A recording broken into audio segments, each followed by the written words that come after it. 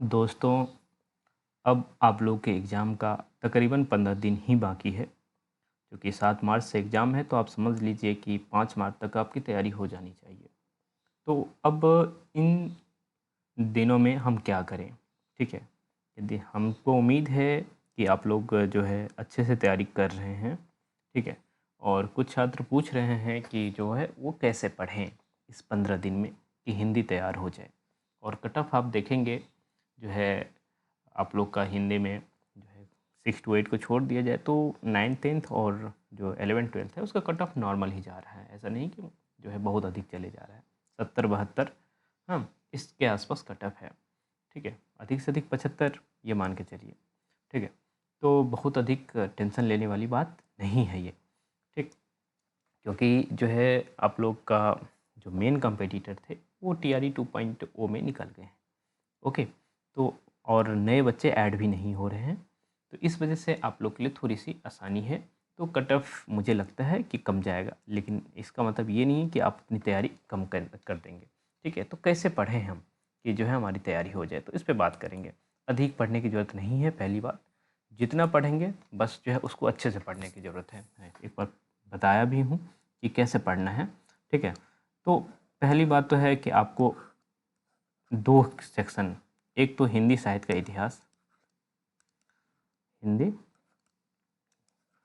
हिंदी साहित्य का इतिहास, हिंदी साहित्य का इतिहास एक तो, और दूसरी बात व्याकरण, ठीक है? इस 2 खंड को आप अच्छे से कर लेंगे तो आपका काम बन जाएगा, ठीक है?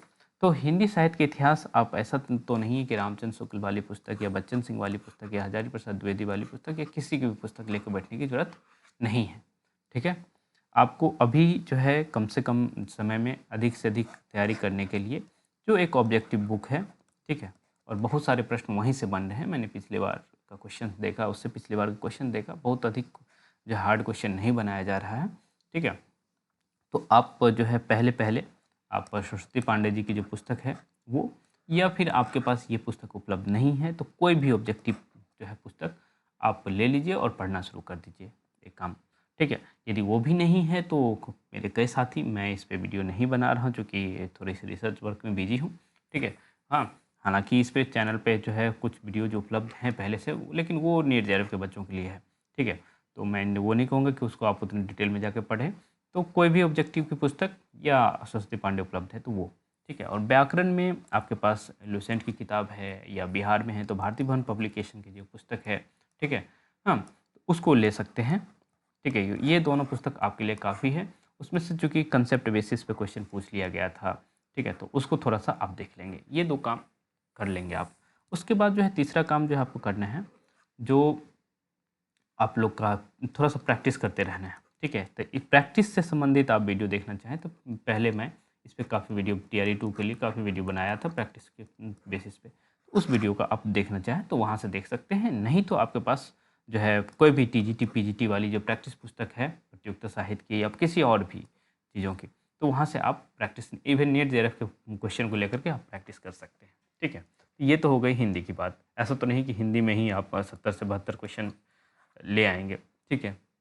या फिर इतना से आपका काम चल जाएगा, ठीक है? यदि आप 70-72 ले आएँगे, तो बाकी लोग भी तो ले आएँगे, ठीक है? तो इतना से काम चलेगा नहीं, तो इसके लिए आप जो है फर्स्ट पेपर पे भी जो आप लोग का मेन पेपर है, सॉरी मेन पेपर नहीं है, लेकिन उसका मार्क्स जुड़ रहा है, तो उसको भी देखने के लिए आप जो है आप पहले तो एक काम करेंगे, ठीक है? जितना भी समय हो, स्टार्टिंग का सॉरी जो है एक तरह से कहेंगे आपको बीपीएससी जो सिविल का एग्ज़ाम लेता है, ठीक है? उसका जो प्रीवियस ईयर पेपर है उसका एक्सप्लेनेशन पढ़ लीजिए थोड़ा। उसका एक्सप्लेनेशन जहाँ से भी पॉसिबल हो उसका एक्सप्लेनेशन, क्वेश्चन आपको पढ़ने की ज़रूरत नहीं है, बनाने की ज़रूरत नहीं है, ठीक है?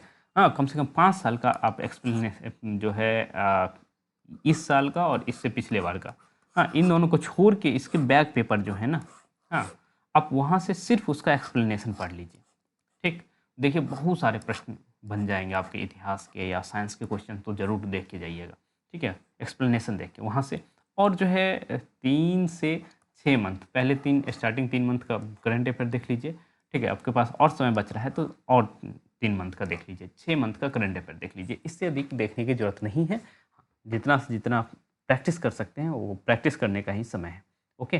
तो चलिए इसी बात पे हम जो है आप लोगों को शुभकामनाएँ देते हैं और कोशिश आप लोग करिए कि इस बार सेलेक्ट हो जाएँ। कई लोग का अंतिम चांस है, तो जो है आप लोग सोच समझ के ही करिएगा, वरना गड़बड़ हो सकती है। तो चलिए हम लोग मिलते रहेंगे।